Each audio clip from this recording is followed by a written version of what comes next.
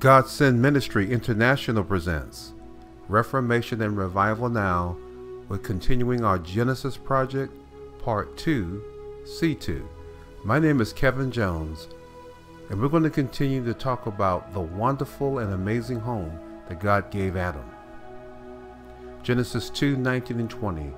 And out of the ground the Lord God formed every beast of the field and every fowl of the air, and brought them unto Adam to see what he would call them. And whatsoever Adam called every living creature, that was the name thereof. And Adam gave names to all cattle, and to the fowl of the air, and to every beast of the field. But for Adam there was not found a helpmeet for him.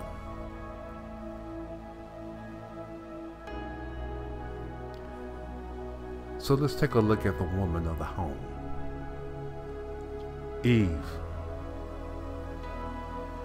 taken from Adam to become his wife. Genesis 2:18, and the Lord God said, it's not good that a man should be alone. I will make him a helpmeet for him. 21, and the Lord God caused a deep sleep to fall upon Adam, and he slept, and he took one of his ribs and closed up the flesh instead thereof, and the rib which the Lord God had taken from the man made he a woman, and brought her unto the man. Genesis 2:23 to 25. And Adam said, this is now bone of my bones and flesh of my flesh.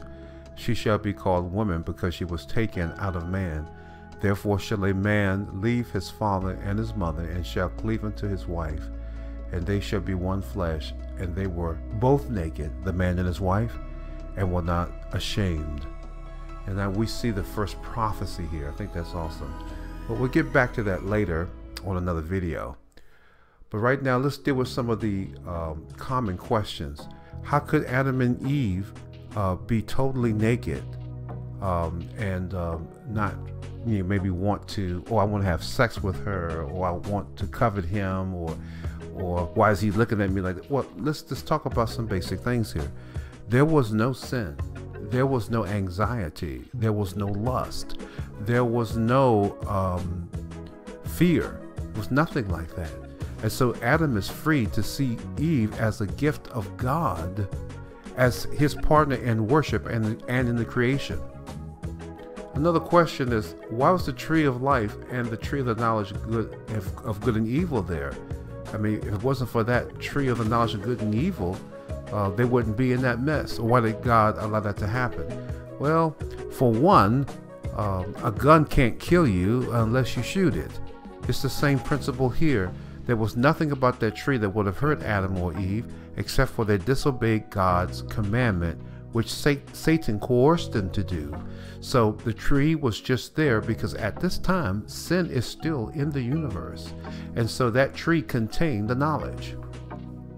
But God created Adam and Eve for worship and for work and companionship.